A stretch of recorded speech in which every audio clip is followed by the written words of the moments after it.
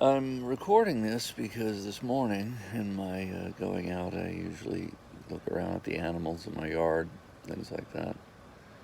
And what I found some mushrooms, which are fairly typical of what I find this time of year in the mulch. My wife puts down mulch in the garden. These were Japanese, I think they're called Japanese parasols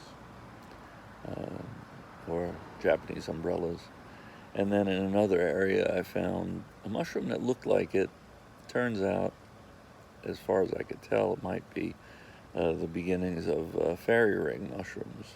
And then looking up fairy ring mushrooms, I found all of the typical statements about them because most mushrooms, what they're actually doing, the spores grow into mycelia. Um, Mycelia are like these little hair-like structures that go through and set up relationships with the roots in grass. Um, and they act symbiotically with the grass and different things, and sometimes parasitically. And by parasitically, I mean having a detrimental effect on their relationships. But what they do is they set up a geometric shape, which is a circle, usually, or circular, and they grow on the outer edge of the circle, and the inner side is the inside of the circle is a place where digestion is occurring. They've sucked the nutrients out, and then they're continuing to grow outwards. Nothing unusual about that. It's pretty typical. Um, but then in looking at the folklore of fairy rings, I'm just conjecturing. This is where my conjecture of it comes in, and I haven't seen any conjecture of this as an analysis of fairy rings. Maybe I'm not looking at the right spot, and if that's the case, it's just really weird why um, the searching the internet. That's why it's awful sometimes when you just ask a simple question. Like, are there hallucinogenic fairy rings?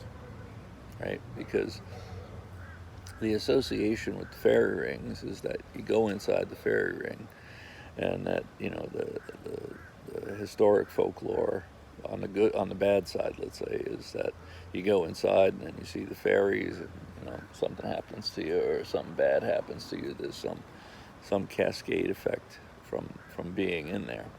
Now, if you look at that in terms of mycelia, and in terms of the formation of spores that might aerosolize, and and back in the day when it wasn't quite as much pollution and all of this other stuff, um, and maybe fairy rings were more ubiquitous, and they were more ubiquitous with more novel types of mycelia.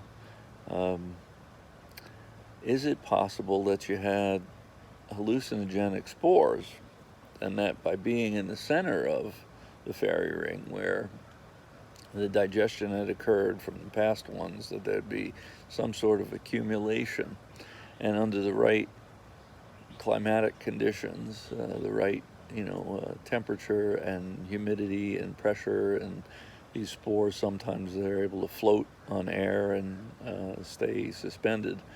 If you were in those and you sucked in a snoot full of them, it would start to make you see the fairies, right? And then the same goes for, you know, the thought that, let's say you were in a ring where it was a type of mushroom known as the jack-o'-lantern. It would glow, so that you would perceive the ring as a glowing fire.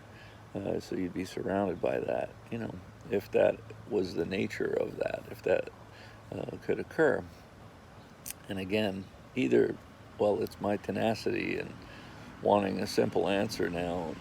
I'm like the typical person of this age that, you got to keep looking. But nonetheless, it just made me want to conjecture this and put it out there that, there's the possibility that the fairy ring mythologies are all that it was just much stronger, um, much stronger effects of the fairy ring structure, and that people were just getting sort of a contact high from being around, let's say if it was a psilocybin fairy ring, that there was that many. Before we started plowing over things to make farms, those rings maybe were much more common. And it goes back to also to the other conjecture that I had about malaria, the bad air, is, this goes on a tangent to the quorum sensing thing, and is quorum sensing possible through aerosolized media, and that you actually could have bad air if you sucked up enough bacteria to trigger a quorum sensing event in your nose, then it is bad air. Anyway, that's my morning rant.